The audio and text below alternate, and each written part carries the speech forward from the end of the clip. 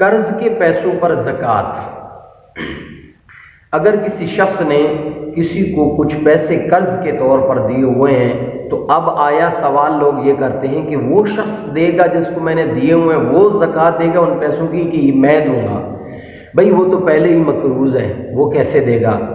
زکوٰۃ کے پیسوں، قرض کے پیسوں کی زکوٰۃ وہی شخص دے گا جو مالک ہے، وہ اس کی زکوٰۃ نکالے گا۔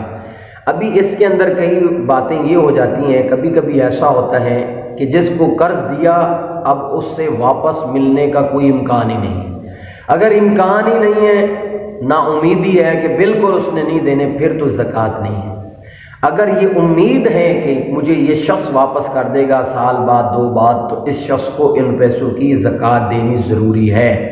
اگر یہ شخص 4 سال کے بعد واپس کرتا ہے اور اس کو امید ہی نہیں تھی کہ یہ دے گا یا نہیں دے گا، 4 سال کے بعد جب اس نے 5 سال کے بعد جب بھی دیے تو اس سال کی یہ کیا کرے، زکوٰۃ ادا کر دے، پچھلی اللہ تعالیٰ معاف